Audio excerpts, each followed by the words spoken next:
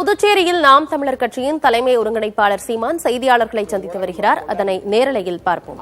அது மலம்னு சொல்றது இதெல்லாம் எப்படி வந்தது? படிக்க வைக்காம தான் வந்ததா? 23 நாயன்மார்கள் ஆழ்வார்கள் அவங்களாம் குப்பையா? இலக்கியத்துல பக்தி இலக்கியம் அல்லது ஏதோ ஒண்ணு, அதையெல்லாம் நீங்க குப்பைங்கிறீங்க. வள்ளுவன் ஒரு முட்டாப்பைய, கம்பன் ஒரு முட்டாப்பைய, அவன் ஒரு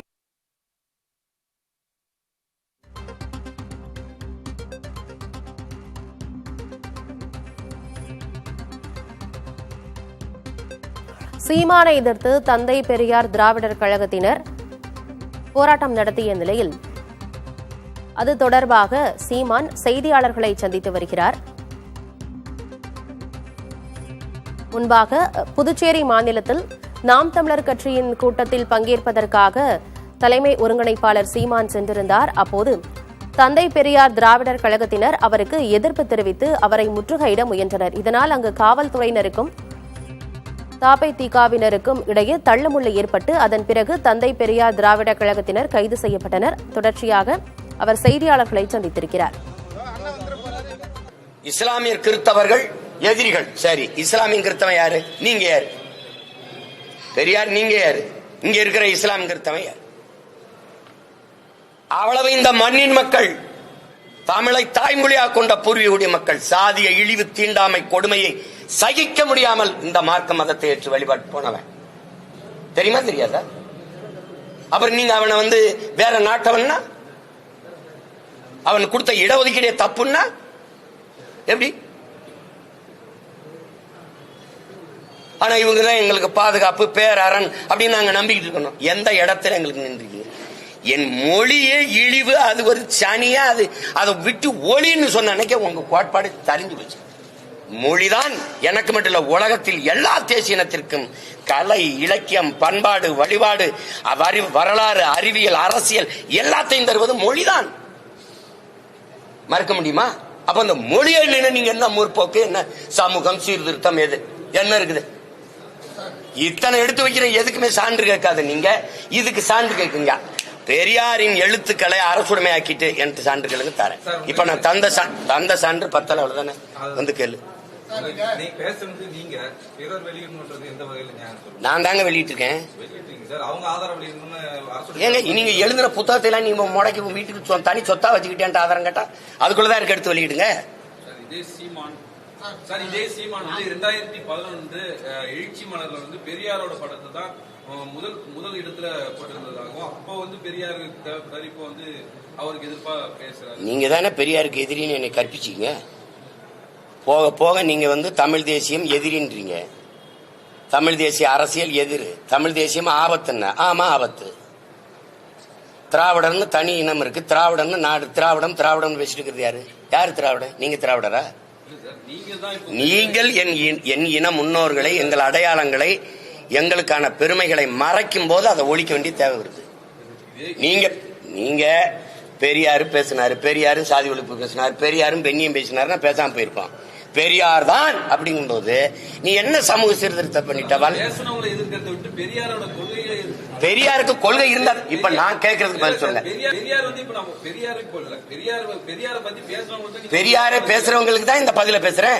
நீங்க என்ன பேசுறீங்க? இப்ப நீங்க பெரியார் இல்ல, பெரியாரை எடுத்துக்கிட்டியா வர, நீ வரவே எனக்கு பதில் சொல்லு.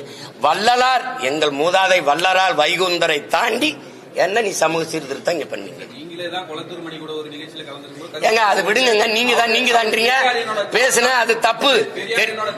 என்ன சொல்ல? ஆமாங்க சொன்னீங்க, சொல்லிருக்கீங்க. ஆமா, இப்ப என்ன செய்யலாம்? சொன்னேன் அது தாத்தா இல்ல, இப்ப பேத்தாவா இருக்கு. என்ன பண்ணலாம்? மாறி மாறி பேசல. படிச்சதானே நான் படிக்கிறேன், படிச்சுக்கிட்டே வரும்போது தெளிவு வருது. என் இனச்சாவலதான் இவெல்லாம் திருட்டு பையன் எனக்கு எதிரானவன் தெரிய வருது. 2008, 2009, 2010 தான் திராவிடம் திருடன். அது என்ன திருடங்கிற? ஆமா திருடன் சொல்ற, நீ குருடங்கிற. ஆமா குருடன். 60 ஆண்டுகளா நீங்க திருடி இருந்தது தெரியாம இருந்த நாங்கள் குருடர்கள் தான். காலத்துக்கு ஏற்ற மாதிரி மாறுது. என் தலைவனை 2008 பிப்ரவரியில நான் சந்திக்கிற வரை நானும் இந்த திருட்டு கூட்டத்தில் ஒருத்தனா தான் இருந்தேன். சந்திச்ச பிறகுதான் தமிழன்னா யாரு, தமிழ் தேசியம்னா என்ன, தமிழனுக்கு தேவையான அரசியல்னா என்ன அப்படின்னு வந்த பிறகுதான் இது இந்த அரசியலை கட்டமைக்கிறேன். அதுக்கு குறுக்க வந்து இது பெரியார், இது திராவிட மாடல், பெரியார் இல்லை என்றால் ஒன்றும் இல்லைன்னா என்ன நீங்க பண்ணிட்டீங்க?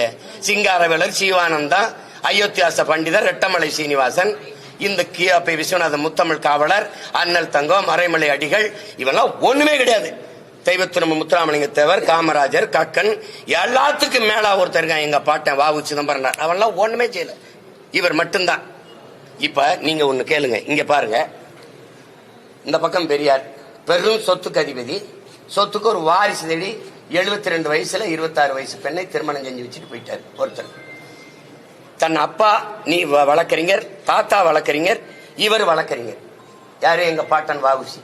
ஒரு தடவை நேர் நிக்கிறதுக்கு பல ஆயிரம் ரூபாய் சம்பளம். இவ்வளவு சொத்து, பெரும் செல்வந்தன் பிறப்பிலிருந்து அந்த சொத்துக்களை எல்லாம் நாட்டின் விடுதலைக்கு வித்து செலவழிச்சு மானங்காக்க சுதேசி கப்பல் வாங்கி ஓட்டிய பெருந்தகை, கப்பல் ஓட்டிய தமிழன் என்று பெயர் பெற்றவன், எல்லாராலும் போற்றப்படுகிறவன். இந்த மண்ணின் விடுதலைக்கு மாடு இழுக்க திணறுகிற செக்கை இழுத்தவன், செக்கிழுத்த செம்மல். இழுத்த செக்கு இன்னும் கோவை சிறையில் இருக்கு, இன்னும் இருக்கு.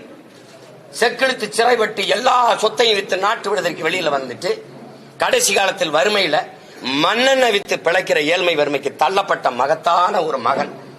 தன்னுடைய மகன் படிச்சவனுக்கு வேலை இல்லை. பெரியாருக்கு எழுதுறாரு ஒரு கடிதம். இந்த மாதிரி பெரியார்,